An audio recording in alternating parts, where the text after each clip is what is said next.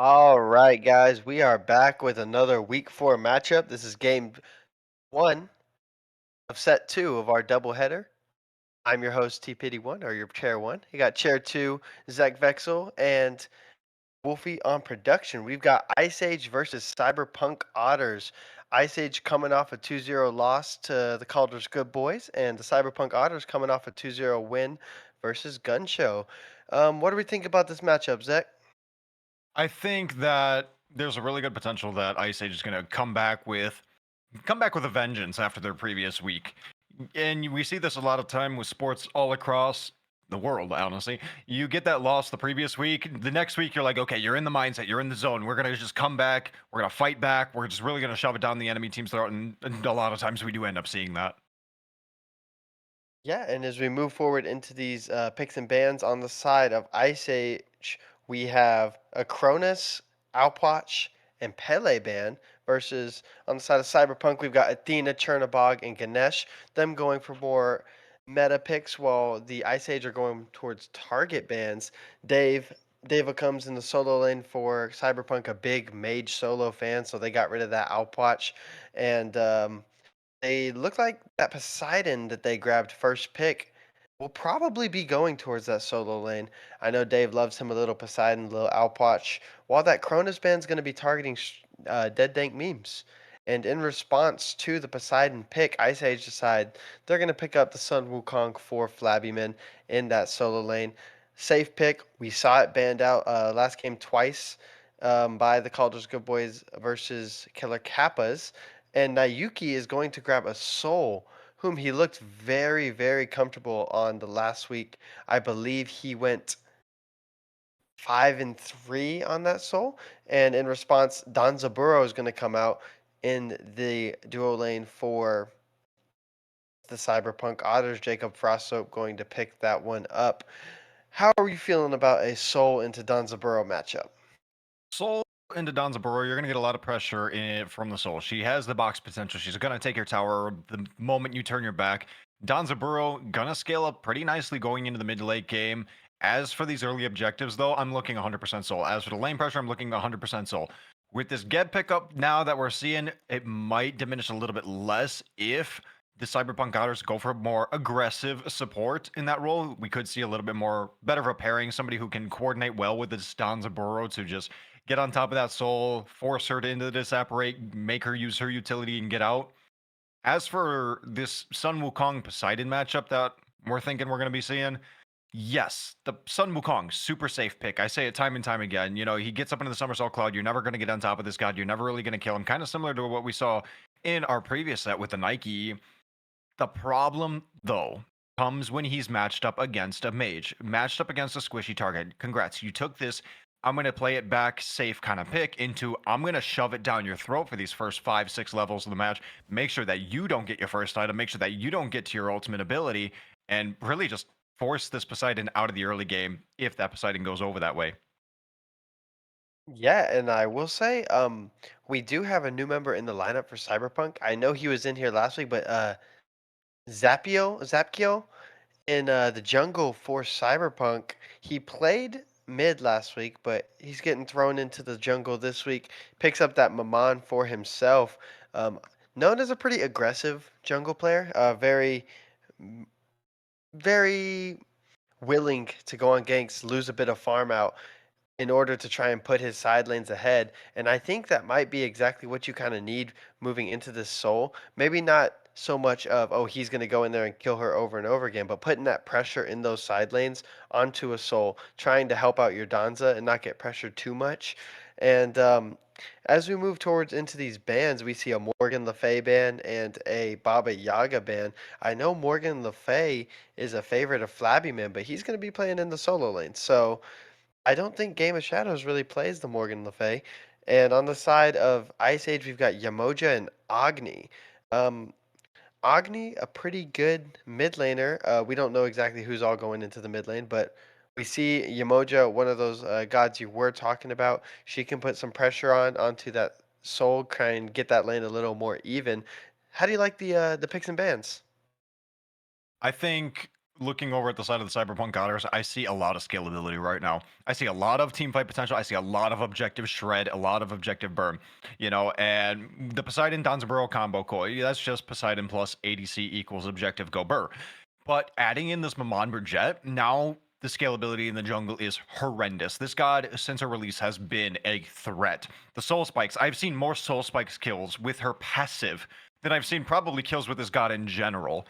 Not to mention, you just have that explosion of souls that you can just release at any time, knocking up everybody in the area. It's like a big Discordia ult, but it knocks up instead of makes everybody kind of all drunken and walking around.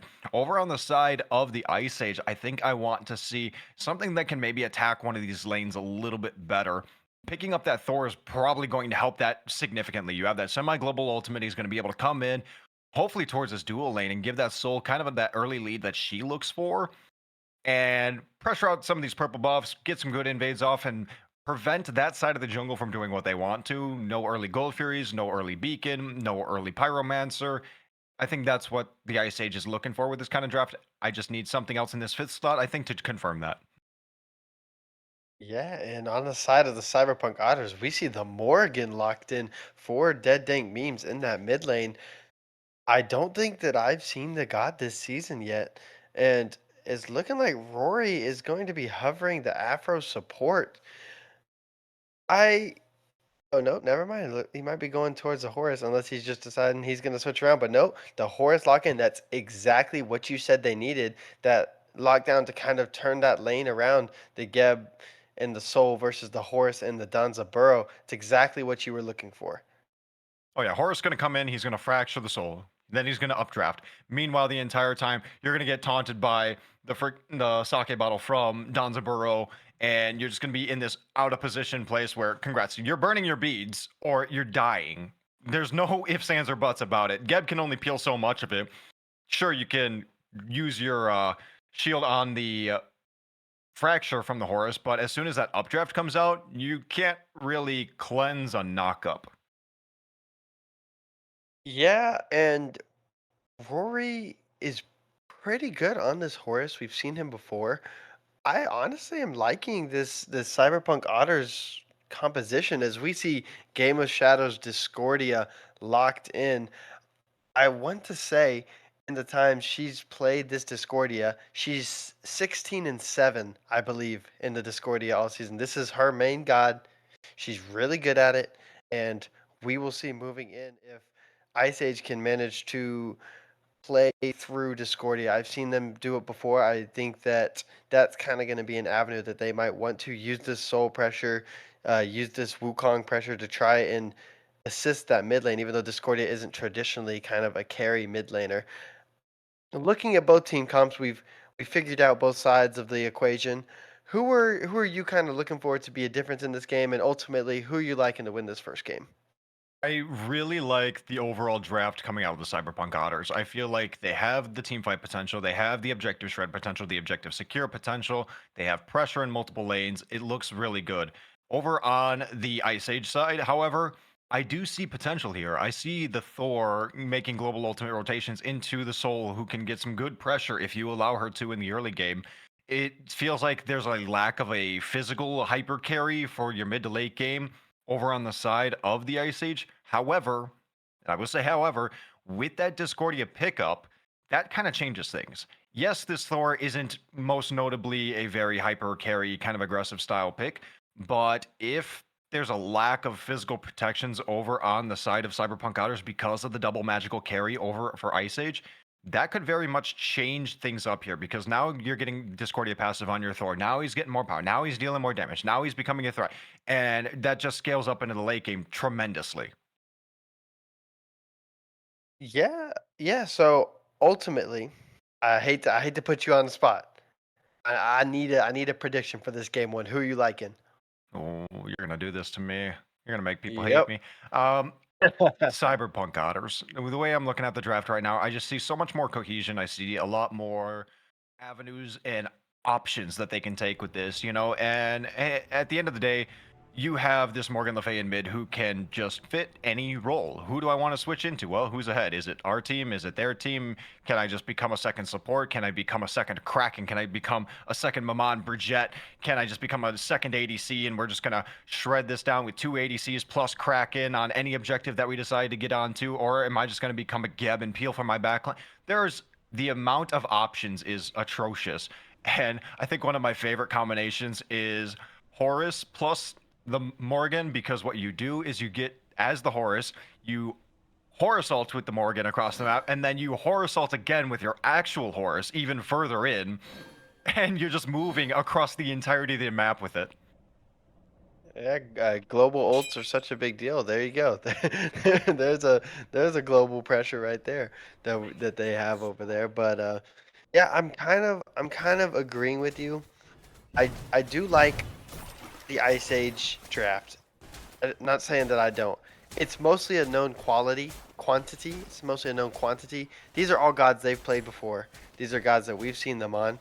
Versus the Cyberpunk Otters, they're kind of coming with the lineup switch. We haven't really seen Zapkiel too much in this jungle, other than him being, pretty aggressive in the couple games that I have seen him play. But there might be a steal trying to come out from Ginkgo, who's not able to grab that on that Geb. But Rory coming into this lane about half health. He does have that heal as Horus that he'll get at level 2. But once again, we're looking in this duo lane. Lots of pressure. I'm excited to see how this jungle matchup does go out as Jacob Frost is super low and Yuki manages to force out the shell on Rory. And that is almost a dead Danzaburo as Ginkgo is looking for more, but they're not going to let him. And the Geb has to shield himself. A lot of pressure, a lot of trading going on early on in this duo lane. What we expected to see from the Soul, but not really too much from this Danzaburo yet. Yeah, that Soul getting to lane early allowed their dual lane to take over to 2. Now you have a full minion wave that you're fighting into. Meanwhile, this Soul is just running you down. Ginkgo gets a very, very nice knockup onto Jacob Frost Soap, and pair that up with some damage coming out of Nuyuki, and we saw exactly what would happen. Zefkio making a rotation over here, unfortunately crossing a ward. The members of Ice Age are going to call that out, back off, no problem, and do want to put up a fight for this shield buff, though, but the members of Cyberpunk Otters will be wrapping them. And this is exactly what we wanted to see as they do grab that shield buff, and that is just going to be a dead Geb who has the Maman inside him, and Jacob Frosthope manages to pick up that first blood. And that's exactly what we said we were going to see out of Zapkiel in jungle. He is aggressive. He's going to make sure that the side lanes feel his presence. As we see Thor on the other side looking for this Poseidon, is in a little trouble. They has 2 people on him, but he manages to back out with that Whirlpool. And Are it you looks sure like he's in they trouble? were in more trouble than he was. Are Yeah, you sure it he's looked in like they trouble? were in more trouble. I saw the Dave, Thor come over. Yeah, Dave does a great job fighting off that 2v1, and the response gank coming out of Midgard was unsuccessful. He is down a level on that Poseidon, so not too much you can do. A good gank out of the left side, helping that down to Burrow to try and stay up as Discordia is getting real low in this mid lane. Dead Dank Memes looking for an early kill onto Game of Shadows on this Discordia. She gets the stun. Her health bar is empty. Midgard comes in with everything and nothing you can do about that. Game of Shadows gets picked off early. That's a quick 2-0 on the side of the Cyberpunk Otters, and just a great job so far by them.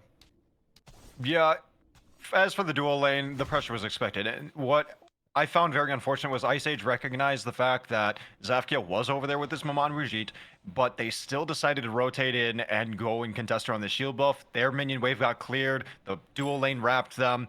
I just felt like a little bit of a decision-making call right there. Over here in the solo lane, I don't know what happened to allow Devo to get as much pressure as he has, because Zafkia was over on the dual lane side, and he single-handedly fended off not only just this warrior Sun Wukong, but also the Thor coming in on top of it. And I think that is something you do not want to see. That just spells danger going into the mid game.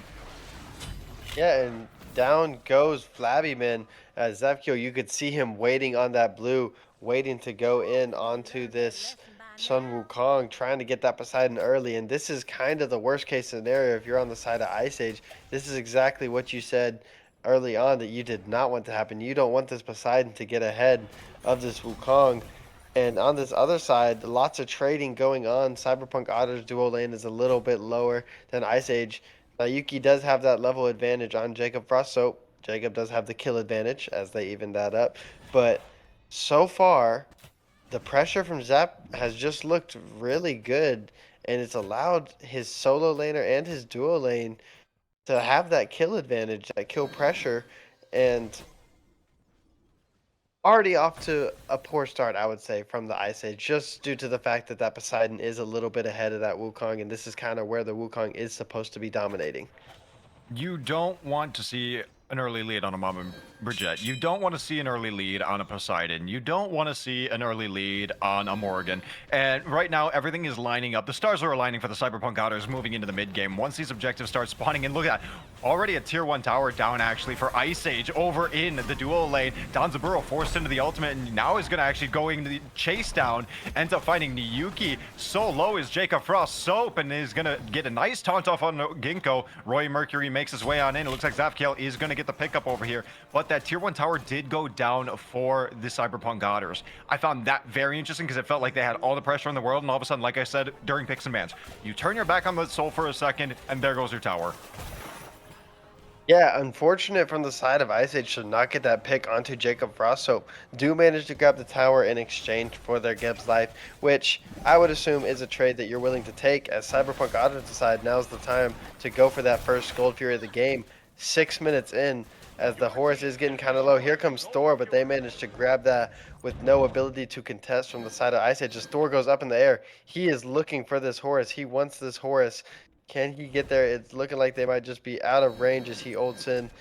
Not really going to find anything except for that XP camp as Zap sees Ginkgo in their jungle, but not really anything that's going to come too much of it. It's a good early Gold Fury call. They recognize that Soul did have to back, and just kind of a free Gold Fury. This gold lead after 6 minutes is already up to 2,000 gold. Cyberpunk are looking to start kind of steamrolling this game, kind of accelerating it as that Wukong is chasing the Poseidon in the right, but realizes I have no mana, I'm lower health, not really too much you can do at that point. I want to say that's one of the earliest Gold Furies we've seen all season here at Frank's retirement home. That was 6 minutes. That's I huge. would Normally agree we're with you, seeing Gold yes. Fury getting taken way after the first Pyromancer, way after the first Beacon even. You know, we're not seeing that until after the 10-minute mark. But 6 minutes, they had the pressure. They recognized the situation. They didn't even expend a Morgan ult, which I think is insane because you're like, okay, well, I'm not going to switch into a second ADC or maybe our Poseidon over here and have another mage on top of this just bursting it down. They just didn't even need it. That was the amount of pressure that they had over there off of what was them losing a tier 1 tower and winning a fight. Yeah, I will say we did see one other attempt of a Gold Fury that early. It was early in the season, about 8 minutes in, and the Gold Fury grabbed 2 kills. I think you were guessing that game. And Zap Yeah. is under some pressure, and he is going to go inside. Thor goes up to get him out of there. Zap is running back towards Devo on this Poseidon, but the Kraken does come down, and Wukong is now on the run, and Flabbyman goes up into the ultimate to try and survive. Dave is waiting for him to come down, and he is on the chase. Zap still managing to survive on this low health bar, jumps inside the Thor and God. gets the kill, and down goes Flabbyman. DDM transfers into that Thor, and they manage to turn almost a certainly dead Maman Brigitte into 2 kills for the Cyberpunk Otters, and Don't say that's certainly just dead, Maman unfortunate. Brigitte. You want to know why this god has a near, if not perfect, pick ban rate? 100%. Near, if not perfect. I'm sure she's up there. Is that right there? The ability to just dish out a ton of damage, dash inside of you, sit while dealing damage. You're just taking this dot the entire time. Iframes on top of her. Now she just dashes away, no problem. You eat the Soul Spike's passive. Oh, and I still have plenty left up in my kit as well. Atrocious, this pick, and it's only going to get worse from here. As we see Yeah, Mid and God once doing, again, yeah, man. trying to do his best to get out, and this Maman is just already looking dominant. Only 2-0-2, but man, being the primary playmaker for this Cyberpunk Otters side, and it's looking like putting Zap into that jungle was a great idea from their captain, and once again, pressure coming into this left side onto the Soul as Maman wants another one. Jacob Frost and Maman are chasing down the Soul. Soul manages to be a Soul and gets out. Gets a little damage out, and they're just going to back off, take the damage, and move on. But if you're Flabby Man, if you're on the Sun Wukong in this solo lane, you're down to the Poseidon. Is there anything that you can really do to try and, I guess, ease the bleeding a little bit? I think you can ease the bleeding by just not losing lane. You know, you were unsuccessful in the early game at doing what you should do as a warrior into a mage. Unfortunately, since that time has come and gone, now you need to be like, okay, I am a Sun Wukong in this lane. I'm going to Somersault Cloud. I just got to make sure I don't lose this tower. I'm going to do the best that I can. A little bit of lazy back from Jacob Frost. Soap is going to end up falling to Niyuki. Good call out. Good, well, catch off right there. He does have the full Bancrofts online, so that's such a huge power spike. Those abilities deal damage. Yeah, But you could see yeah, that Jacob thought he was safe as Midgod is once again boxing with Zap in this mid. He's going to be forced into the ultimate to get away from that Maman Brigitte, who is just running this game at this point. Honestly, Midgod's forced to get out of there, and Midgod picked that fight. As DDM on the Morgan is going to transfer into Thor and get through and grab that kill onto Midgod, and it looks like they want more. They want Ginkgo. They want the Geb. Geb might be a little bit too tanky for them at this point. He manages to walk away after a cheeky shell on himself. And yeah, it's just looking like just I don't even know what to say. It's just like dominance out of the side of Cyberpunk Otters. If you're the Ice Age, you really kind of got to start looking at this Soul who did just get a solo kill. He's 1-0-0. You might want to try and lean more towards that duo lane if you are mid god instead of trying to box the Maman in mid. yeah, we said it at the start in picks and bans. This soul needs to be your win condition. That is your pressure. That is where you need to apply it. And as we see Zafkiel end up falling here in the mid lane to, I'm sorry, Game of Shadows ends up falling to Zafkiel here in the mid lane. Niyuki, he's got 2 levels over here on this soul. You have the global potential from the Thor. We said it at the start of the game. You need to be making these kind of rotations over here, applying it. You even got tower down at 4 or 5 minutes into the game. Like, that's insane. So why aren't you pressuring this side of the map more? Why aren't you coming for these invades? Why aren't you being aggressive on this front here? I think that's what Ice Age needs to kind of reflect on going throughout the rest of this game and maybe into game 2. Yeah, at this point, you know, it's only a 4K gold lead, so game is not over. But if you look at the lane state of all these lanes, other than your soul in the duo lane, you're just getting pressured out. Your Discordia is down, and they're going for a gold purity sneak if you're on the side of Ice Age.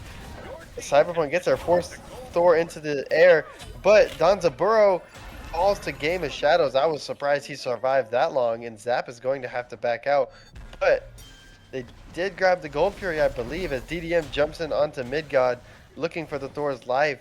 But Ice Age is going to manage to grab that and get out, but Niyuki might get caught out on the Soul. There is 2 people on him. That's going to be a Horus and Yo. a Morgan. He manages to escape out on 1 health, but Zap is lurking. Zap wants it. He sees him backing. Is he going to jump in? He does and manages to grab the kill onto Niyuki, whose grand escape finally ended as we got 2 supports boxing on this tier 1 tower. So Gold Fury does go to Ice Age. Not bad. But you do lose a couple lives in exchange for that. I hate to break it to you, but Gold Fury went the way of Cyberpunk Otters. Oh man, I wanted to give it to Ice Age. I wanted so badly for Ice Age to get that. That's unfortunate. Never mind. Looks like this game was just, you know, it's just tough. It's rough for Ice Age, man. The ultimate came I through from thought that it Jacob would. Frost Soap, and he just ended up getting right on top of it, stealing that objective away, and just setting up for a huge team fight for his team. Yeah, well done by Jacob Frost Soap, and unfortunate for T Pity on the cast, and for the Ice Age too. But both teams kind of going back into see Jacob on that left side playing kind of aggressive up on Nayuki's purple buff, just waiting for it to come up. He wants to get that invade on that left side, and we're gonna see another fight of ADCs as Nayuki does manage to get that purple buff. It's a valiant effort from the side of Jacob, but to no avail as Geb is rotating over into this left side. It's looking like they want a gank onto this Donza. this is exactly what we said we needed to see as the Aegis comes out from Soul, manages to avoid that ultimate from Danzaburo. And the Soul ult does come down. He is low. Geb is chasing. And Geb ult is down. Is he going to manage to get out? Oh, it's Game of Shadows is getting chased and killed in mid. Can they get this back? Midgod drops in. And it looks like this Danzaburo is just going to manage to escape. That is not a good case if you are on the side of Ice Age, and never mind the nasty Thor wall comes out of Midgod, and they manage to take out Jacob Frost Soap, which is exactly what we needed to see. And Cyberpunk Otters take out Game of Shadows in exchange, and they're going to go for this Pyromancer. If Yeah, if you you've are on the committed side of that much to the gank already, you need to go. You need to make sure you get something off it. And even if it isn't Jacob Frost Soap, after that, you need to be going for that tier 2 tower and just applying that pressure in the lane, cleaning up this entire jungle side, just doing something existing over here, because that, as we've been saying, is going to have to be the win condition for Ice Age. Getting the Yuki to this late game point and allowing the Soul to scale up, because right now it's getting kind of detrimental here in terms of the gold department. We're getting up to 6k, 7k over here at the 15-minute mark, and that's going to spell danger. Yeah, and speaking of danger, Ginkgo finds himself in a not ideal situation with 4 people on top of him, and DDM goes towards that Discordia. He's looking for his mid laner opposition for that kill, as Davo's fighting a 3v1 over on this far side. Nayuki and Flabbyman are chasing, but that Poseidon is going to get away. Just, you're down 3 levels in the solo lane, you're down a level everywhere else other than this carry role. Even Game of Shadows, who's looked so good this season on this Discordia, is struggling. Like you said, Ice Age just need to try and get what they can without losing the game, without forcing something and losing the game. And Cyberpunk are just going to clean up this mid tier 1, and now the only one left is going to be that left side tier 1. But I would like to see maybe a split push or two come out as they move Naoki over to this right lane with Flabbyman to try and help him out and get some pressure onto this Poseidon. He's down 4 levels. That Kraken does come out. There is the Whirlpool as well. Davo is chasing down this Wukong, and that health bar is not going to last very long when you have a 4-level deficit to Poseidon. Nayuki is trying to help.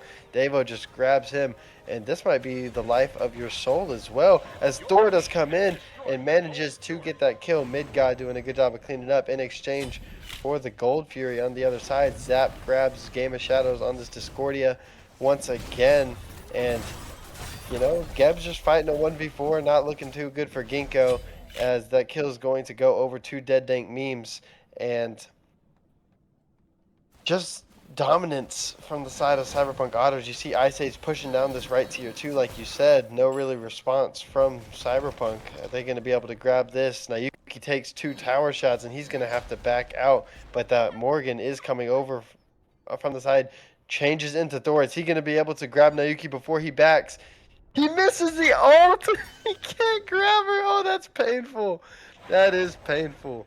But, yeah, looks pretty good so far from the Cyberpunk Otters. So close with that Anvil of Dawn. Dead Big Memes was just off the mark, but this is kind of what we needed from Ice Age. You know, recognize the fact that Cyberpunk Otters is doing stuff across the map. Let's go and move ourselves to the other end. Let's start doing stuff over here. Let's group up. Let's come together, make a play right here. It felt like the decision making got here. Okay, now let's get down to the execution portion. Now let's actually like get what we need to get these picks, get these towers dropped. I mean, it is hard to get a pick on this level 18 Poseidon. Like, he's massive in this game right now, the highest level in the game. He's so far into his build. He's going to be upgrading his starter item very, very soon.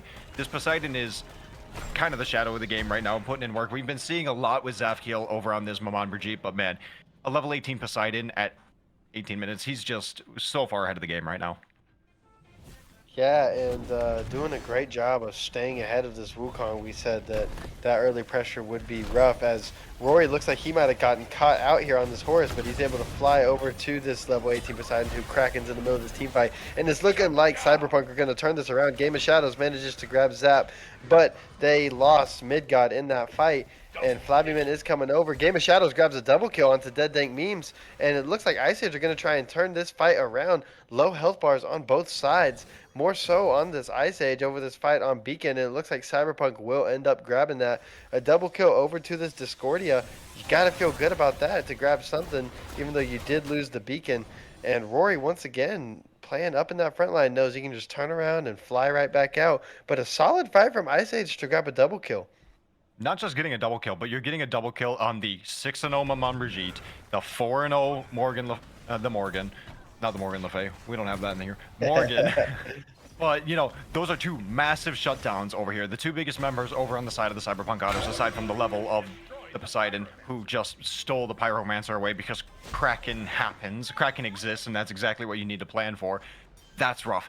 You just had a really good team fight. Granted, you didn't get the beacon, but you had a really good team fight. Your members are still healthy. You're looking to do an objective off of it. Again, now it comes down to the execution, getting the proper zoning, making sure these kind of key characters, such as those Poseidons, aren't going to be able to just walk in, crack in, steal the objective, and walk away happy.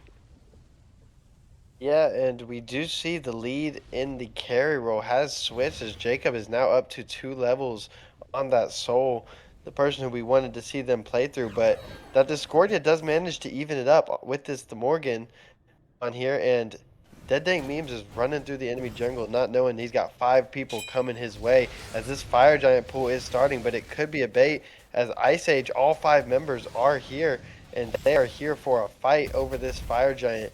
They don't have the cracking up as it just goes down. Tavo Sure comes, grabs about the kill onto Niyuki, and Flabby's forced up into the ult, as well as Torres, as Ginkgo is once again just getting 5-manned as there is a chase going down for the Cyberpunk Otters. They want more of these Ice Age members, only got 2 in that fight. They're looking for Midgod, or are they going to back up to Fire Giant? Looking like they're going to back up towards Fire Giant. Once again, another win for the Cyberpunk Otters as Jacob Brasso picked up the kill onto Ginkgo, and Davo comes, picks up the kill onto Nayuki with that Kraken, who now he has the Kraken down.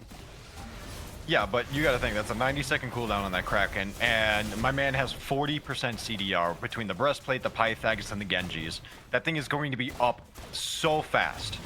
It's just constantly, that's why we saw it get used. Oh, Midgod end up landing here with the Anvil of Dawn, finding himself in a very difficult position, and is going to find himself on the runaway. Midgod trying to get away, but into the skies, here comes Horus, eyeballing him right now, and here we go, dropping all 4 members, 5th one lurking nearby in the jungle of Cyberpunk Otters. Massive Kraken coming out again, and a double kill for Davo ends up ripping through. Zafkiel ends up picking 1 in the backline, 3 members going down for the Ice Age, and so does the Tier 2 tower. But that's what I'm saying, 90 seconds plus 40% CDR, that ultimate's up, and it's up, and it's up, and it's up, and it's just disrupting a team fight. Yeah, and Ice Age are being pushed back, forced to defend this Phoenix. Only Midgod and Niyuki up. The Soul is doing everything that he can, but that Phoenix is going to fall in the right side, and Cyberpunk will finally say, you know what? I'm satisfied with the right Phoenix. I'm satisfied with the Fire Giant. I'm satisfied with 5 kills going our way. And we will back up more towards this Fury, or just going straight back. It looks like they might be wanting a mid-tier 2, deciding we want more farm now. Oh yeah, 2 of your members sitting back in base. All the members of Ice Age are respawning. This tier 2 tower is very defendable. You only have basic FG. Granted, you have a 14k gold lead almost, 13.5k gold lead until after this gold fairy should get up to about 14k. Yeah, 13.5 right now. Kraken comes through, securing that gold fairy now up to 14, almost 15k. Yeah, kind of atrocious. You have this massive lead here at 22 minutes, but still pushing into that tier 2 tower, 3v5 at 22 minutes, kind of risky. Yeah, and if you're on the side of Ice Age, this is kind of what we saw in the last set. A big lead comes out. Are you going to be able to contest any of this stuff, especially because Cyberpunk does have that Kraken up? The Cyberpunk Otters draft, and been saying it since Picks and Bans, this draft is designed to shred objectives, to destroy them, to secure them, to prevent anything from ever happening. And here we see preventing from happening, Midgod preventing from getting any farm as the members of Cyberpunk Otters do end up collapsing on him. Beats forced from this Thor, but it's not going to be enough to get him away. Dead Take Memes picks up yet another kill over here, sending Midgod back to the gray screen. But as we were saying, it's difficult. Do you contest the basic FG? Do you split push around the map? Do you try to get as much farm as you can? I honestly think that split pushing is going to be more the kind of option that Ice Age needs to do. And not so much just split pushing, but spreading the map. Splitting the map. There we go. That was the one I was not split push, but split the map. Move to the other sides. Try to get around. Get as much neutral farm as you can. Get as much of the enemy team's jungle, your jungle. Secure objectives on the opposite side. Because right now, Cyberpunk Otters are not only taking every objective, but they're staggering every objective. And that's going to be very dangerous for Ice Age to be able to do anything to catch up. I want to say you did see Niyuki on that split push. Dead Dank Memes jumps right in on him after transferring it into the Thor, and that is just going to be a dead soul. The ult comes down, and he manages to turn that around. And Davo comes is on the hunt. That Desaparate does come out. Dave does manage to pick that up, but a good kill. Good job from Niyuki managing to grab a kill before he does go down. Did get surprised on that split push. I am almost certain that Thor ate absolutely every shot from that supernova. That was atrocious. You just watched this health bar get deleted. Yeah, an amazing supernova comes down from Niyuki, who once again is showing, despite them being down big, he can make those plays on this soul, and those are the kinds of things that you're gonna have to see come from the soul. You're gonna want to see more double kills come to that Discordia, more things happen for the Ice Age if they have any hope of turning this around or just getting themselves back into the game. In general, I see the Ice Age needs to A, as we said, split the map, but B, coordinate as a team on these fights. You have a Geb and Discordia. That right there spells team fight alone. You have the Shred from your soul. You have the Thor and the Sun Wukong who can create some zoning space or help kind of collapse on these targets. You have setup potential, but you need to be playing it as a team. Sun Wukong and the Thor coordinating their dive. Meanwhile, your backline is locking somebody down, burning them down, blowing them up, and preventing anybody from getting in there. That's something that has the preventing anybody from getting in there part is something that Discordia does very well with that golden apple. Yeah, and you saw Thor go up and drop down. DDM has found his favorite god to transfer into, but does not manage to grab anything there. The beads are down on Soul, so if he managed to get on, there's not really much you can do other than use that Desaparate, as Fire Giant does come back up. Still regular Fire Giant, not EFG, and Titans are marching down the mid lane. If you're on the side of Ice Age, would you say that you kind of focus more on this Titan, or you see Fury is coming back up? You're unable to really contest these Titans right now, as we see the members of Cyberpunk Otters already making their way and shredding yours down. Should they push up with this Titan? Absolutely. Will they? Absolutely, as it looks like. They want that middle Phoenix cracked. That solo lane Phoenix is very, very low. Gonna go for probably a 4-1 split right here as we see Dead Dank Memes making his way over to the dual lane to help push up that wave. But this Titan is roaring down mid lane right now and about to break into the base of Ice Age. Yeah, we see this Titan pushing in, and it looks like the Cyberpunk Otters are just going to go with. They're going to say, you haven't beaten us in a team fight before. Can you do it now? And it's looking like that answer might be yes around the Phoenix defense. They do lose the Phoenix. Flabbyman is low. Zap is also low, but the side of the Cyberpunk Otters health bars are a lot lower. But Midgod manages to grab a kill onto Zap, and Davo grabs one response back onto Midgod, and he is chasing this Geb, which is questionable to chase the Geb out of all people. Down goes the Wukong to the Morgan, and it looks like Cyberpunk are looking towards this right Phoenix, trying to get this one down. That'd be 2 Phoenixes down for the side of Ice Age, and a successful fight. They kept them off of the Titan, but only really in name. It's still 4 people up on the side of Cyberpunk who are looking for more. They might be looking to end this game as the damage does go in on the Ginkgo. He is dead. Jacob Frosthope picks that up. Nayuki is doing his best to try and push them back, but not really too much happening. He manages to get back into his fountain to heal back up, but that Titan's health is about half. It's going down. You've only got Game of Shadows and Nayuki up, who manages to grab a kill onto the Horus, and this game is still alive as Kraken comes down onto the Titan, and they're going to manage to take the Titan. A valiant effort on the defense from Niyuki and Game of Shadows, but Cyberpunk Otters just looked dominant in Game 1 and managed to grab it in 28 minutes. Yes, Cyberpunk Otters 25-9, 20k gold lead here going at the 28-minute mark as they're absolutely just ending the game. Astonishing with basic fire giant marching into the fountain and into the base of Ice Age. I think that was very clean, very well done. They had a draft and they played to their draft. That was the thing. They played to their strengths. And that's what I want to say Ice Age needs going into game number two. The draft, granted, it wasn't this kind of like explosive, cohesive draft that you can see over on the side of Cyberpunk Otters, but their draft still had multiple avenues. Their draft still had potential to sit here and go for more of the team fight option, as we were talking about just moments ago. You know, coordinating your back lines, damage potential, your lockdown potential. Meanwhile, you're dive coordinating with this Thor, with this Sun Wukong, getting on the same targets and really just blowing people up, moving from one target to the next while spreading out the fight, making sure people aren't getting on your backline with the Geb, making sure people aren't really getting into your backline using that Discord eats golden apple. There's so much potential here for the team fight of Ice Age. I feel like it just comes down to where you apply your pressure in the early game, making sure you know which lane has the lead. You know, Niyuki on this Soul had the potential early game, had the lead early game. I want to see Midgod making those kind of rotations over there, getting some ganks off, and not just saying on Niyuki, but on this lane that has the lead potential and has the lead. Not only had the potential, but also had the lead. Apply the pressure over there, get some good ganks off, get some good invades off, and really just build a lead from there. Yeah, and I would tend to agree with that.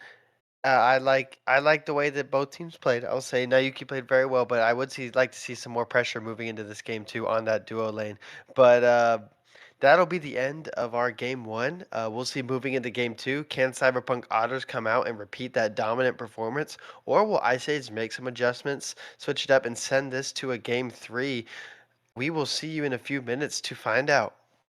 All right, guys, welcome back to Frank's Retirement Home Week 4 matchup between Ice Age and Cyberpunk Otters. Cyberpunk Otters took the first match, and Ice Age are looking to send this to a game 3 in this set. I am your chair 1, T Pity 1. I'm here with Zach Vexel and Wolfie Pup on the production. Zach, moving into this game 2, what would you like to see out of this Picks and Bans phase? I want to see a little bit more aggression in lanes for the members of Ice Age. A, and that's just draft alone. What I want to see though in game is more aggression in these lanes. I want to see a little bit more responsive in the lanes where you have that aggression potential. You know, last game we saw the soul over in the dual lane. Yuki played it very well, got a good, nice lead, even with a bit more passive support with that Geb, still was able to just build a lead in the early game. However, it just felt like there wasn't really any rotations being made over there in order to further that lead and just put this soul so far ahead and put that Danza further behind because eventually Danza just caught up. Danza just built a lead, rotated on the map the way the Soul wanted to, and the rest of his team was just ahead at that point. They need to have a win condition because that's what it seemed like Ice Age was lacking in game number one was a win condition. Yeah, and as we move into these bands in the first phase, we see already two guys from the last game, the Poseidon and the Maman, are taken away from Cyberpunk Otters, along with that Pele that has stuck again. They grab the Ganesh first. Ginkgo is very good on the Ganesh. I like to remember in week one he had a game he went 0-1 and 29 on the Ganesha. So he's very good on this Ganesha. And on the side of Cyberpunk Otters, the Alpwatch, Cherno, and Athena band stick. Two global ults, getting rid of those, and a mage solo laner once again pointed towards 0-2, who is subbing into this solo lane for the side of Ice Age. But Cronus and Danzaburo picked up again. We saw how good Jacob looked on the Danza in game one. And Cronus is a bit of a niche mid pick for Dead Dank Memes, one of his favorite gods, and he will let you know. And if we're going to talk about that, this Artemis for Nayuki is a big pickup. It's gotten banned in I think every single game since he's played it, other than so far this set it has not been banned. But he went, I believe it was 15-1 on this when he played it. So good pickups for both sides. Are you liking the Artemis into the Danza a little bit more than the Soul? Hold on. Let me think about that one a little bit. Now, I did see Yuki earlier in the season. He did phenomenal, like you said. This Artemis pickup still just makes me worried because I do see the potential of the god and where more so the lack of potential with this god. Paired up with a Ganesha in lane, I don't see any pressure getting built up over here. This did seem like it was going to be your win condition in game number one, but it looks like they kind of want to transition away from that and maybe alleviate the pressure over here in the dual lane, allow this Artemis to scale up and focus somewhere else. I'm hoping if that is the case, that they do. Allow this Artemis to scale, allow it to get to late game, and this Danzaburo is going to be meaningless because what are you going to do? Can you really rocket into an Artemis when she can just CC immune you with the Tusky ultimate, and then all of a sudden you're the one who's stunned, and you're the one who's rooted, and you're the one who's just getting pelted down by these crit autos that this god can provide? I think there's good potential with this duo lane. I want to see, again, it goes back to the jungle or on Ice Age. Where is he going to focus? What lane are we going to pressure? And right now, I don't really see that win condition lane for keeping them in the early game. Yeah, and we see the Morgan Le Fay locked in for Davo comes in that solo lane. You ban out the Poseidon, you ban out one mage solo, they ban out Upwatch. They'll just pick up the Morgan. There's enough mage solos to go around for Davo, and we move in. They ban away that Thor from Ice Age, so taking care of that, and a Willix is banned from Ice Age towards this Cyberpunk Otters side. They wanted to take out Midgard's Thor. I guess they figured there was a problem with the Morgan, though. Transferring into that Thor became something that was very useful to them. Uh, I like the Morgan Le Fay pickup for that solo lane. Once again, Davo is a notorious mage solo player. He loves the mage solos. Um, what about this Nuwa in the mid lane to play into Cronus? New kind of a niche pick for some of our. I'm honestly just saying that a lot. It seems like we have the Kronos on one side, we have the Artemis and Nua over on the other side. A very niche pick, I think, in my opinion. We do see it on a couple players throughout our league who love to pick up this Nua across some other leagues too. I A lot of safety. If you try to just all in onto a new ult, she's just going to kind of go up in the air, and by that time, the Ganesh is going to be there. The Artemis Tusky is going to be there. You got Dharmic Pillars over the top. You're going to be kind of struggling to get on her, really do anything. If you do full committal, you got to whittle away at her utility. You got to whittle away at her ultimate. You got to whittle away at her relics. You got to make sure that this god is in a position where she doesn't have any really sort of safety net before you can even get on top of it. But you can say the same for if this Kronos goes into the mid, her counterpart. I still want to leave the option of Kronos jungle open. I do love that. Holding on to some hope. Oh yeah. Holding on to some hope. And we see the Ratatosker as the final ban on the side of Ice Age. Don't want to give up that. We see the semi-global ults, the Ratatosker, the Thor. We see the global ults, Chernabog, Athena, all being banned out as the Neja is being hovered for that jungle. Or if we want to hold out hope for a Cronus jungle, the support, a Gilgamesh who we have definitely not seen, and they're just flopping What's between frustrating is these now could they're on all the be supports too. yep, I'm now just they're on the I'm Erlang looking at chain. they Yep, could all be we supports. that's gonna be our coping. Hopefully the Cronus can get thrown into that jungle, but it looks like I Erlang, and told no, you. there's Karen. There goes Karen, and hopefully they decide that that will be the one that they lock in. There's the Karen going towards Rory into that support role. So the jungle is still open That's for Kronos's. the I don't side know what you of mean. I'm Cyber. seeing Kronos jungle. Yeah, the mid lane is open I'm for locking it in Cyberpunk for Otters. them. Yeah. Uh, and as a response into that Karen, they've got the Karen Danzaburo versus an Artemis Ganesha. Lots of pressure is going to be coming out from the Cyberpunk Otters into that duo lane. I know we saw Nayuki make some good plays on that Soul last game. We'll be looking towards that again, and hopefully the Ice Age can kind of lean into him a little more than they did last game. And I think that that's how they can find success into this hyper carry late game, as we see the Sun Wukong locked in for 0-2. Not locked in, but hovered for 0-2. Not a big surprise. Like we said, they played him in game one very, very safe in the solo lane, and going into the Morgan Le Fay can dominate in those first couple levels. And 0-2 is a notorious Sun Wukong player, as they also lock in Arachne for the jungle, who we haven't really seen too much, as the response from the Cyberpunk Otters is going to be Tsukuyomi being hovered which the Bakasura, which kind of does kill your your hopes and dreams. Still kind of hovering around these last jungle picks. I'm looking over at the Ice Ages draft and I just see scaling in the mid. I see scaling in the dual lane. I see a safety net over in the solo lane. I see this Arachne pick who can have a very strong early game, but if you don't get that part, then you're going to struggle through the mid game and then you're going to struggle in the late game. If you have a very strong early game, you're going to be a little bit less struggling in the mid game, but then you'll get to late game and then you'll be a super hyper carry too.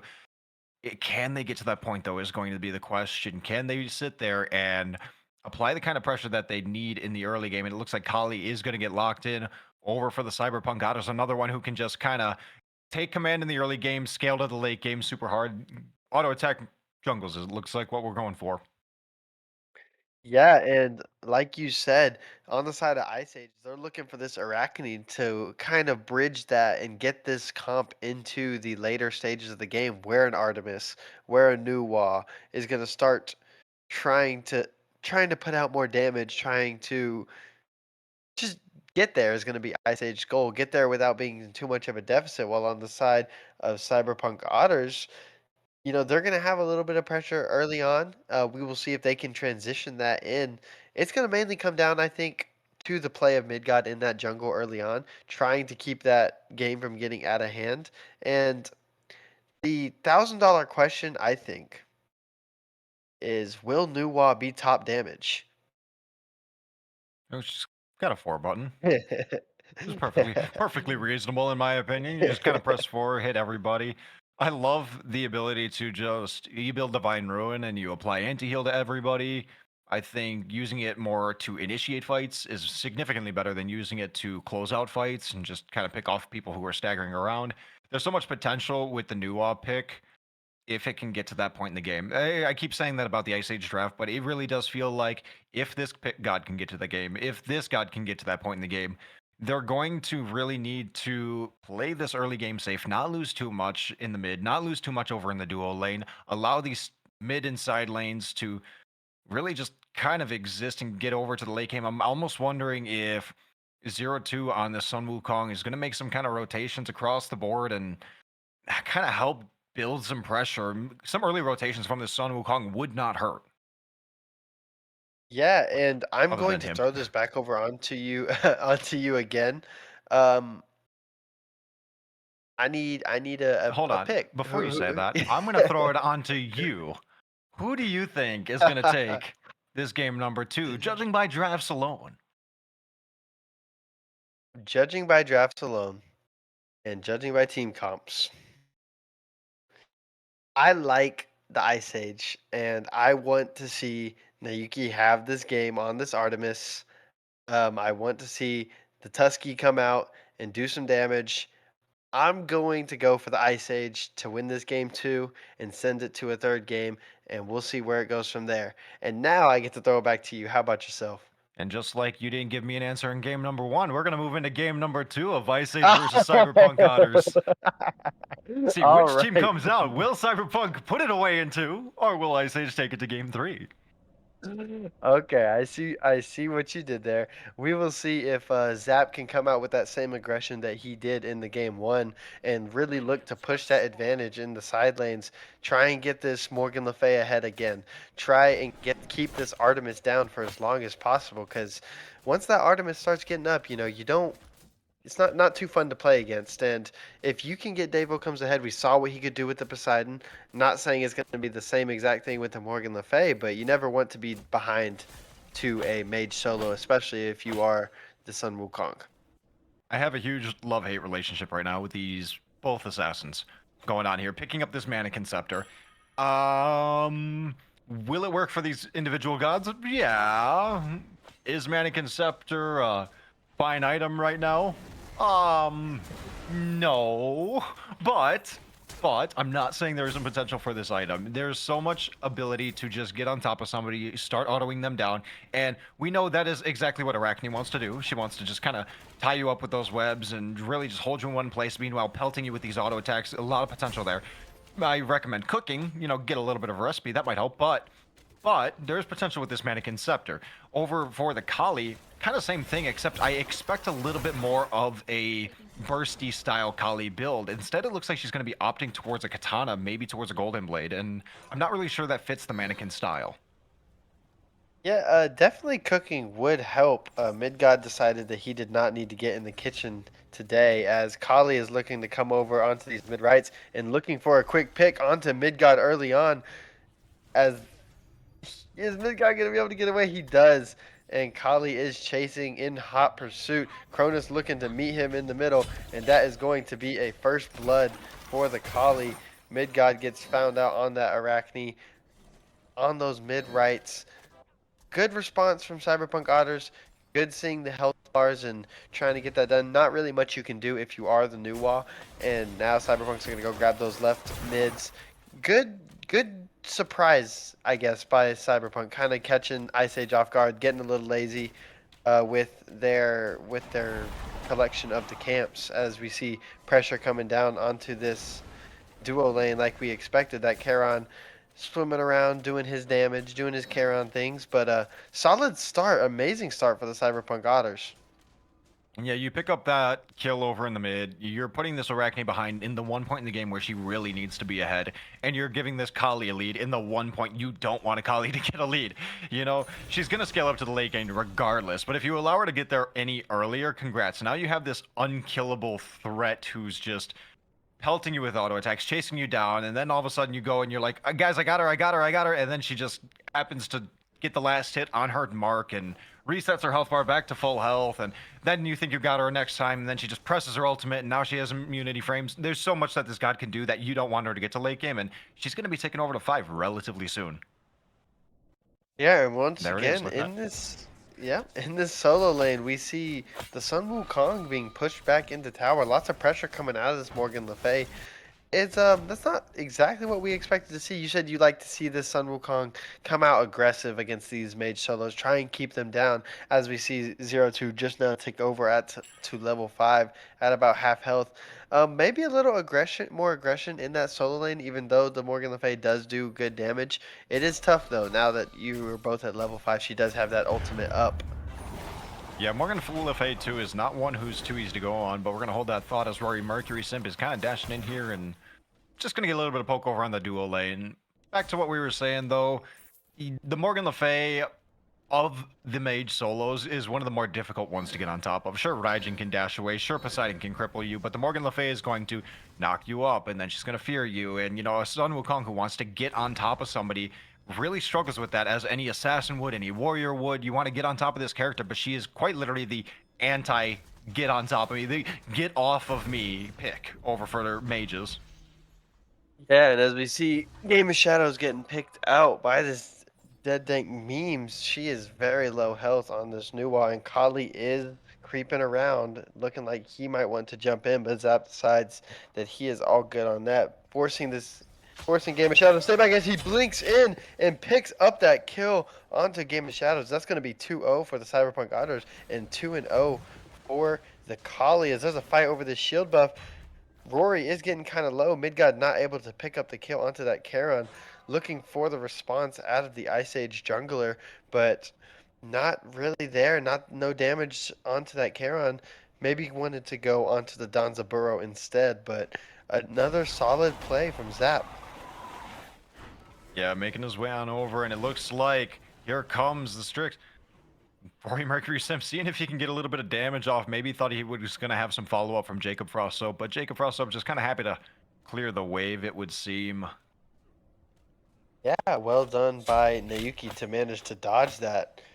Sticks the tidal wave, as we would say, and Midgod is coming over here onto Davo Comes, looking for a pick onto this Morgan Le Fay, who is kind of low. She did just get the pick onto 0-2, but Midgod is getting turned on. Like you said, the Morgan is hard to catch, but is going to manage to pick up the kill. Davo Comes with a quick double kill on the solo and the jungler of the Ice Age. Rough goings for Midgod, and not exactly what you wanted to see out of this Arachne. 5 minutes in, already down 2 levels to the Kali. Not looking too good, as 0-2 is looking to get something back. doesn't have the damage nor the abilities up to chase this Morgan Le Fay down, and Davo Comes is going to be able to get that back off. Yeah, that's really unfortunate. They were unable to not only punish this Morgan Le Fay before she got to level 5, they were unable to punish her before she got a back off. And look at that massive back. Finished the Pythags from a tier 1 item, okay? And got a tier 2 breastplate on top of it. That is such a massive power spike. And she's coming back to lane with this level and a half lead over the Sun Wukong. She's going to be dealing out even more damage. She's going to be even safer now because she just has that base sustain in her kit with that ultimate ability coming out. She can just heal up, add the Pythags online, add the Vamshard online. It's going to be very difficult for 0-2 on the Sun Wukong going forward. And I want to say that Midgod needs to start looking elsewhere. You've kind of done what you could over here. Unless you can get some deep wards up, unless you can get some good invades off, I don't see this Sun Wukong being able to contest in lane, specifically against Davo. Yeah, as we see, the ultimate comes down from Jacob Frost, so he's going to be able to pick up that kill on Yuki. And they're looking for dead dank memes in this mid lane, but manages to use that ultimate to get out. Out comes the tidal wave from Heron, and they managed to get out of that without losing a life to the Ice Age attack. And it's just 5-0 for Cyberpunk Otters. Kali manages to pick up Niyuki on that left side, and he's looking to pressure on Midgod, a 2-level difference trying to get into the jungle, and he is on top. The ultimate forced out for the Arachne manages to get back into base, and Zap is backing up, but Niyuki is looking like he's going to be in a 2v1 in this left jungle. They are chasing after him. The CC comes down from Donzaburo, and that's just a dead Artemis once again to Zap as Midgod comes back over and is looking for this Kali in response.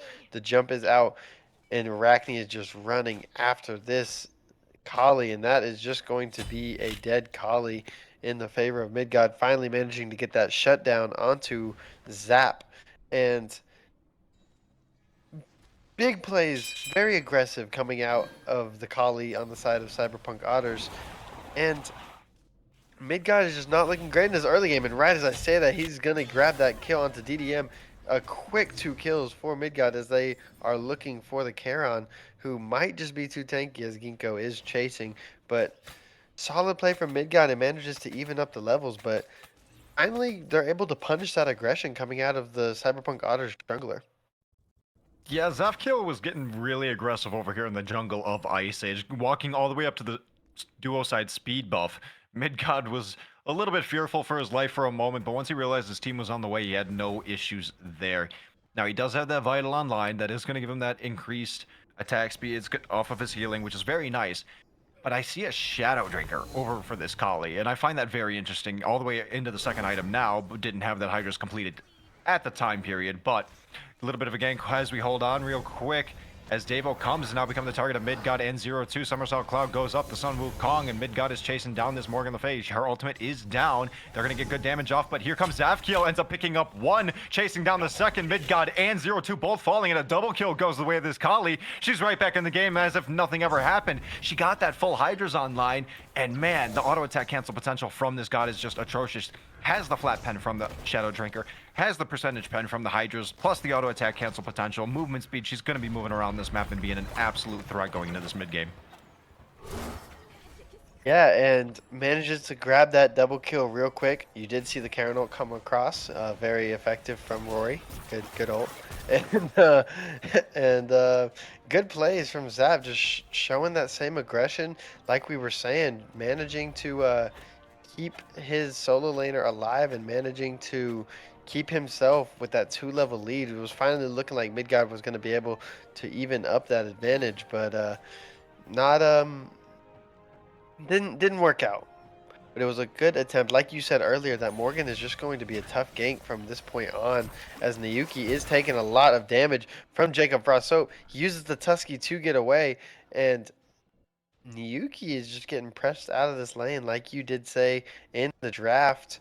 Looking good. Jacob Frost once again on this Donzaburo, his most played god this season, as he picks up that kill onto the Artemis, and that's just like we said in game one. This is just kind of pressure all around for Ice Age. Once again, they're looking to try and just wait until late game and get their gods up late game, but that's not exactly how Cyberpunk are doing it. They're just pressing them out of this game so far. Yeah, Cyberpunk Otters were able to recognize the weaknesses in Ice Age Draft, and to me, I look at it, and it is just the scalability across the map.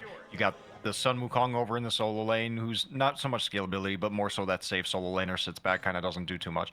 He's getting pressured out by Davo, comes significantly just base. No real ganks going on over there until, but well, in the start when he was getting his lead, Davo was building his lead naturally, and that was kind of a huge threat over there. You don't want to see that from a mage into the warrior. But over across the map, you are kind of missing these kind of win conditions for Ice Age in their lanes. You have the scalability with the new wall in mid. You have the scalability of the Artemis over in the duo lane. We do see a good gank come over here from mid god onto Jacob Frost. So recognizing that the purple buff timer is coming up and Jacob Frost is kind of sitting around, but it just feels like the draft is kind of missing something. And I wanted to say it was going to be this Arachne being able to do some stuff in the early game, apply that kind of pressure to allow this team to bridge over into the mid game. But it feels like that Kali got off to a much better start. Yeah, and just the aggression out of the Kali, being able to make those plays where we've seen a couple ganks come from Midgard and they've failed, has kind of just been the difference. Like, those plays have been being made by the Kali, and as we look for another one, blinks over, forces the ult out of the Arachne to get away, and we have a 3-on-4, no, 4-on-4. Morgan is here as Midgard picks up Rory in on the beacon, so you're down to support, and Sun Wukong forced up into the ult. It's a 4-on-2 over here. In comes New Wall. It's going to be a 5-on-3 as Midgard runs away. The ult comes down and blocked by Nayuki, and this might just be a dead Danzaburo as he gets CC'd by the Sun Wukong as Zap is jumping in on the backline. Jacob Rosso managed to survive. Midgard picks up the kill onto Zapio, and this might just be a dead Morgan Le Fay on the beacon unless he decides to run away, and Davo is going to manage. Nope, Ginkgo knocks up, and that's going to be a kill for Game of Shadows, and that is a dead Morgan Le Fay. Good fight from the side of Ice Age, managing to pick up 2 kills, making Jacob go so low he had to back, or 3 kills because you killed Rory as well. Good fight on the beacon. Yeah, Ice Age, this is exactly the fight that they needed. You're about 2k down now at this point, but that's comparatively to what we were before. I think they're doing good, and it feels like they have the momentum now to keep in this game and showing the Cyberpunk Otters that they're down but not out. When you see Zapkill jumping in like that, boom, kill him. When you see Jacob Frost ulting into your entire team, Nuki with a beautiful body block, followed up with the Tusky, boom, kill him also.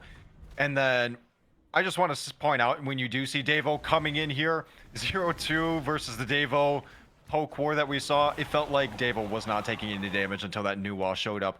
So that does show that there is promise that this Nuwa is getting to the point in the game, should be finishing the stacks over on the Book of Oath soon. It does have the penetration online from the Divine Ruin, which is also going to be applying anti-heal onto this Morgan Le Fay. Could be putting in some work relatively soon. And Rory is getting chased down by the Ice Age members. Ginkgo and Midgard not managing to get onto that. Ginkgo does drop the ult, but moving into this is kind of what we have seen from Ice Age in their games where they've been successful.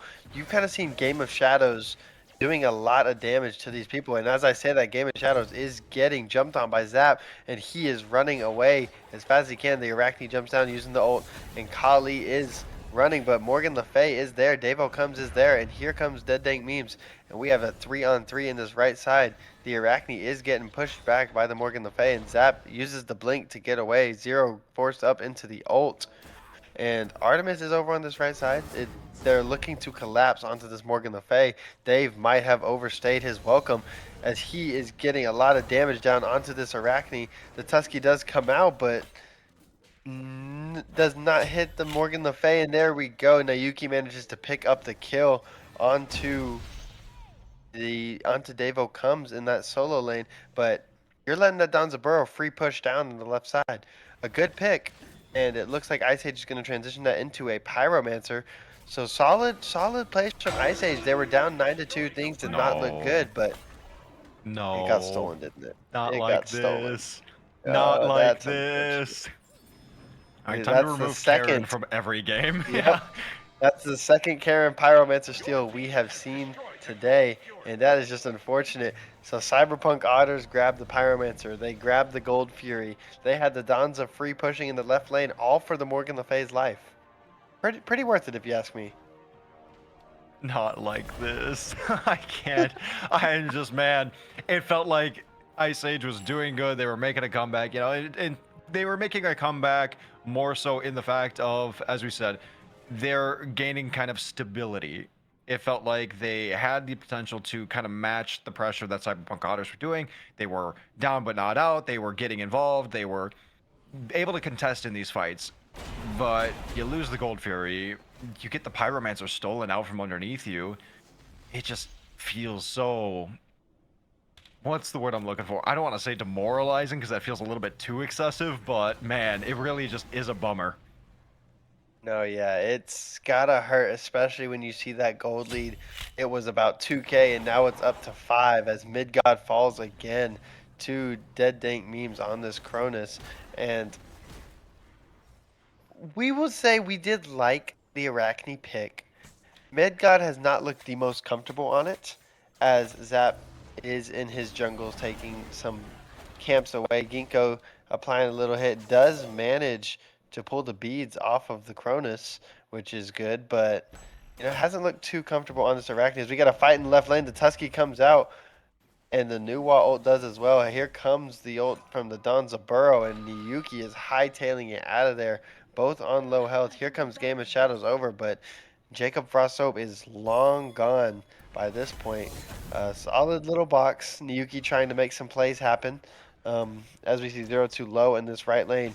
You got Zafkio, you got Midgod there, and it's looking like Midgod is down at half health. Morgan Le Fay is pushing this wave into the tower. 0-2 is trying to back. She doesn't let him.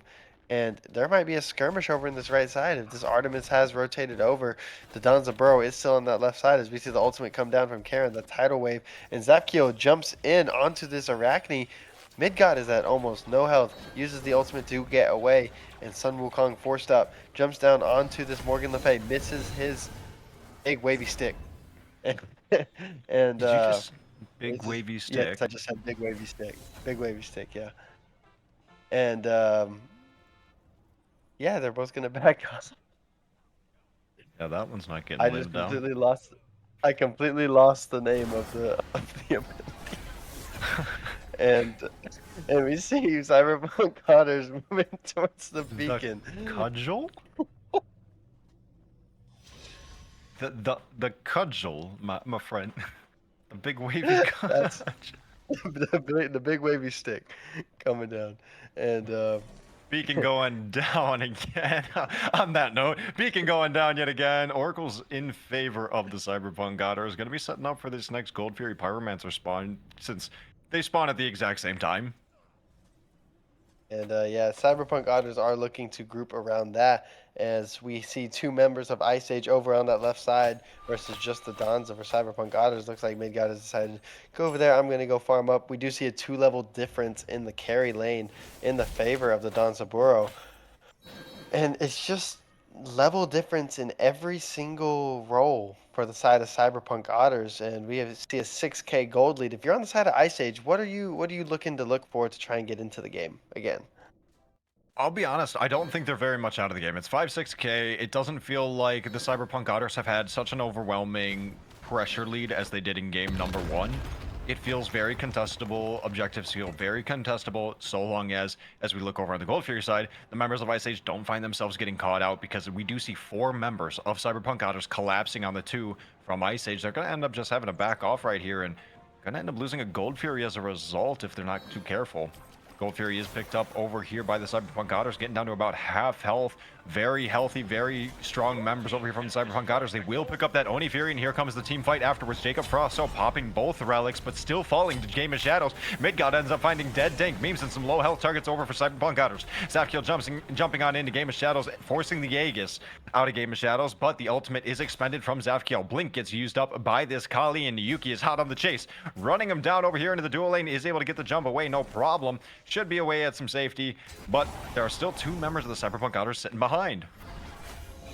Yeah, and here comes Davo comes looking for Midgod, manages to grab the kill off, which makes it a little bit better for the Cyberpunk Otters as Davo gets jumped on. Now Yuki is just free casting these autos, and Morgan Le Fay finally notices the Artemis just doing all that damage as Zapkill runs back in. It's a 3v3 over here. Support, carry, and solo lane versus jungler, support, and solo lane. Knock up on Zap as Ginkgo is running away. He's hightailing it. Here comes New Wa over to start doing some damage, but looks like Ginkgo might just sacrifice himself so his team can get out as the elephant is on the run. They dash away, and Zapkill decides to back up to the shield buff as Charon is still chasing. A good fight out of Ice Age after losing that Gold Fury. Yeah, they put up some good numbers. They really eliminated some of the members of the Cyberpunk Otters and were able to, I don't want to say net neutral that fight, because you did lose the Oni Fury. You got a lot of pressure down these lanes. The Oni waves pushed down, plus they added gold from the Gold Fury going the way of the Cyberpunk Otters, bringing it up to about an 8k, and now they're picking up the Pyromancer on top of it because of the lack of vision.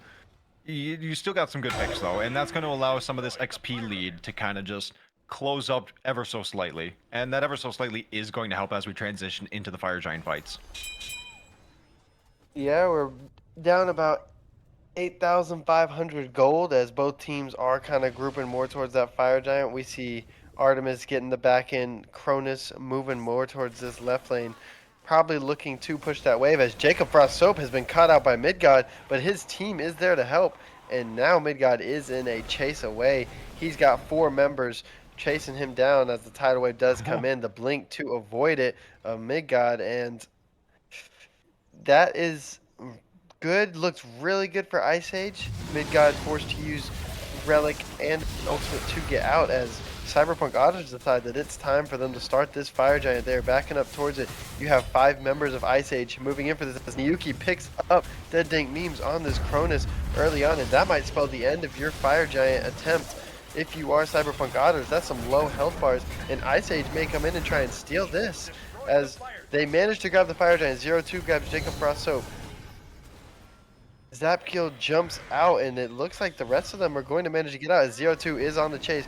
Blink down from Zapkill, and the cudgel missed as Dava picks up Midgod on the back side, and that is going to be a 2-for-1 trade. And Fire Giant going towards the Cyberpunk Otters, but if you're Ice Age, you did kill their 2 damage dealers. Not saying Dave doesn't do anything, but you managed to kill their carry and their mid laner, so not too bad if you're Ice Age and you have to lose the Fire Giant. A good contest attempt though. Yeah, not to mention Niyuki picking up the kill on the Dead Egg Memes was a solo kill over there. It shows that there is a breath of life over here for Ice Age. They have the potential, they have the damage dealers. And this Artemis is getting online. She has the penetration, she's got the fail not crit. She's building another short sword right now. She's going to be getting more crit online, getting that, I'm assuming, Deathbringer. Davo comes forced into the ultimate right now, finding himself in a very difficult position, but out comes the Tusky to lock him into place, and a nice little Summon Strix ripping through. Zapkill, thinking he's going to pick something up, ends up finding himself on the back end of a Tusky, and beads and Aegis forced out from Niyuki, and a beautiful CC chain from the members of Ice Age, making Zapkill extremely low. Shell gets forced over here from the Karen. Roy Mercury Sim doing his best to peel for his team, and it looks like the members of Cyberpunk Otters are going to walk away with that one not unscathed. Niyuki ends up finding Jacob Frost Soap, though. Man. That Artemis is starting to get online. If you're the side of Cyberpunk Otters, you have to be careful moving into these fights. You can't be as aggressive as you have been. As you see Dead Dank Memes split pushing, this Phoenix gets pinged out, and there are 4 members of Ice Age moving towards him. He's going to have to get out quick. He uses that Pyro Bomb to knock that tower, or to knock that Phoenix down to almost 0 health, but does not manage to get the kill as he ults back in to try and take this Phoenix, and he ends up doing it. He's going to trade this for his life, you would hope, if you're Ice Age, and Niyuki does manage to pick that kill, and he is on a rampage. That's 5 kills straight for Niyuki. No deaths. They do lose the right side Phoenix due to Cronus just being Cronus, and the Titans are pushing left. 0-2 is already over there, but you see the whole of the Cyberpunk Otters moving, and you are down to only 2 members with Fire Giant on Cyberpunk Otters. So if you're Ice Age, you can definitely contest this Titan push. Ladies and gentlemen, we need to remember that Chronoses will rewind. They always do, and Smite gamers have their eyes set on one thing, and it's the funny play. I'm going to rewind all the way back to your Phoenix, get inside here, and just still take it because all of your members are chasing me out. And I have this rewind that's going to send me at Mach 10 right back to your Phoenix. Not going to be able to stop me. You got to space out a little bit. You got to anticipate something cheeky coming out and something cheeky happening. And it just felt like Ice Age wasn't ready for that. Yeah, and I, as the Cyberpunk Otters are going towards his Primal Fury, I just do want to point out that Artemis does have top damage over Nuwa. Just throwing that out there. Throwing that out there. It was a good question, I promise. As we see the Titans push up in this left lane for the side of Cyberpunk, they're going to go ahead and take care of that, so no more Titans. They grab the Gold Fury and are eyeing this Pyromancer as Arachne is on the run. Arachne's seeing if she can get away. Midgard finding himself in a very difficult position. Zafkiel is getting in between them right now, and Midgard's going to decide to commit onto Dead Dank Memes, looking for the trade, unable to find it. Aegis gets forced on this Kronos. He's absolutely 1 HP right now, and Pyromancer does end up falling the way of the Cyberpunk Otters again.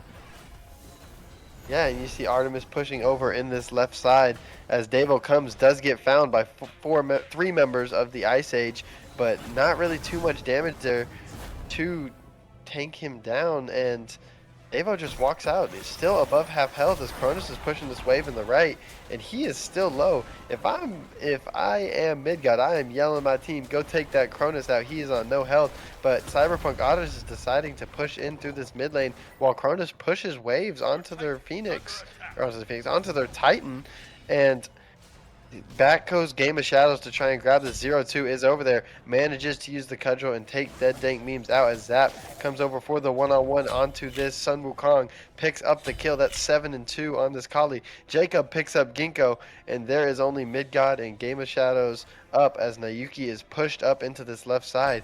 He might have to come back, girls. This game might just end as Zapkill just wipes Midgard's health bar completely out. That is a dead Arachne again, and 8-2 as Nayuki does back. Not much you can do with just Game of Shadows and Nayuki up. They're doing their best. Nayuki falls to Zapkiel again, and that is looking like this is just going to be the end of the game. Game of Shadows doing her best to try, but that is just going to be a win for the Cyberpunk Otters. Well played once again, and once again, Zap's aggression just showed out. Dave got that advantage in the solo lane. It just looked like Cyberpunk knew what they had in their comp. They knew how to take advantage of the Ice Age comp, and they just did that to a better ability than the Ice Age could. Yeah, when you really break this game down comparatively to game number one, I felt like in game number one, the Ice Age draft had potential. It had multiple avenues that they could go, and there were options there. In this game number two, it felt like their draft was a lot more restrictive in the fact that it really relied on this Arachne to do something in the early game. If that doesn't happen, well, you don't have the pressure in the solo lane, you don't have pressure in mid lane, you don't have pressure in the duo lane. What do you have if you lose the only, well, saving grace that you need, which is that Arachne pick? I'm almost wondering if you wanted to go for a little bit more, I don't want to say a guaranteed early game jungle pick, because there really is no guaranteed early pick that, oh yeah, you're just going to win the early game if you pick this kind of god, but something that has more consistency. You know, we see the Thanatoses, we see the Pele's, we see the Ratataskers. Obviously, some of those options not being available, but there's still options similar in that playstyle to where it's like, okay, you can move around, you can be aggressive, you can apply some early pressure without losing too much. In my opinion, you look at the Arachne and it just says risky written all over it. You're really flipping a coin, and even more so than you would flip a coin for any objective, you're sitting here flipping like, okay, am I going to be able to play the game today or not? And unfortunately for Midgard, and very fortunate for Zafkiel, is the Arachne did not get to play the game today. Got some good picks. I'm not going to doubt that. Got some good picks, made a good showing of it, but it just felt like, in terms of the pacing, it wasn't there that we were looking for. Yeah, and that is going to be a 2-0 win for the Cyberpunk Otters, who will be.